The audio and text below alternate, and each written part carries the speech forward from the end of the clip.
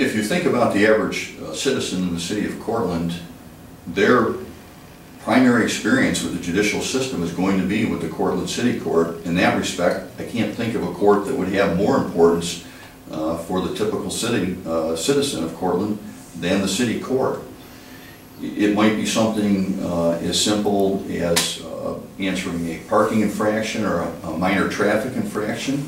It might be something as troubling for that individual as appearing in court to give testimony if he or she was a victim of a crime in the City of Cortland.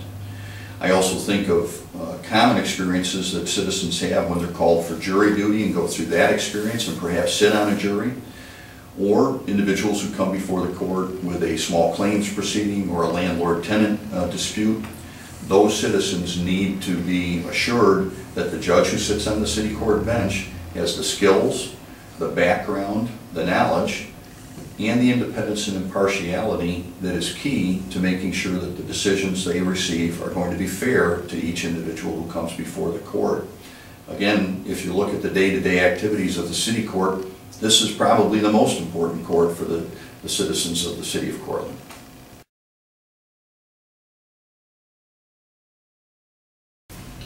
Drug courts are a unique service that are provided by courts throughout the country.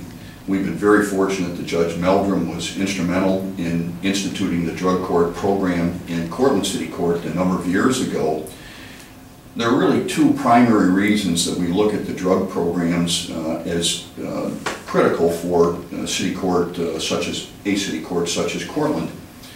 First would be, it makes our community safer because we're taking individuals who suffer from drug or alcohol addiction, we're getting them off the streets, we're getting them into treatment. It means that the streets are going to be safer, we're going to have fewer people driving under the influence of drugs or alcohol, we're going to have less domestic violence, we're going to have safer homes for our citizens, especially for our children. And the second reason is, the individuals themselves, this is the last best chance many of them have to overcome a problem in their lives that has really overtaken their lives. And it's overtaken their lives and it's resulted in their being simply unable to accommodate their actions with the requirements of civil society. They're in constant trouble with the law, they are disrupting their family lives, and they're wasting their own lives. It's a tremendous burden on society to have individuals who lose jobs, they lose productivity, they disrupt their family lives, they cause problems in the community that have costs associated with them, and then they're involved in problems with law enforcement and wind up in city court.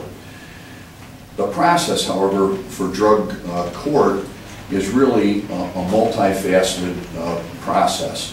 Individuals have to be given an opportunity through a team process to get treatment, to find solutions for the problems that have brought them to drug and alcohol abuse and addiction, but they also have to be accountable.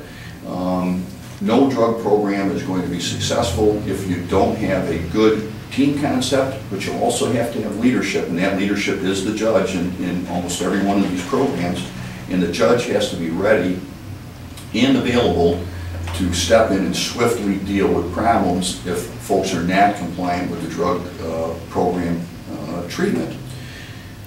I would like to see the program expanded because we have so many individuals in our community that we see and read about in the press right now. We have a tremendous methamphetamine problem in the City of Cortland. We have folks who are manufacturing it in their homes, or manufacturing it in their automobiles. This is a public health problem as well as a problem for these individuals.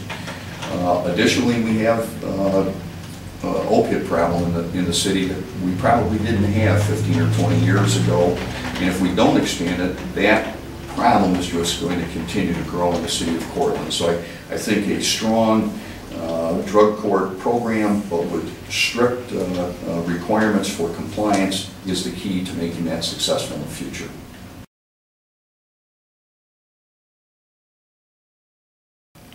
In the City Court, one area that I've looked at over the years that sometimes doesn't get the full attention that I believe it should is on the civil side of the City Court docket. We have landlord-tenant disputes, we have code enforcement issues, We have quality of life violation issues, public safety issues.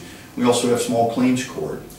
These are frequently looked at as perhaps less serious for most people in the criminal docket before the city court, but for the individuals who are involved in these matters before the court, these are frequently the most important things that are going on in their lives at that point in time, and they need to be assured that the court is going to take them seriously, that they're going to be heard promptly, that they're going to get full hearings, that the judge is going to go through the full process of deliberation on these cases, and that they're going to get fair determinations from the city court judge.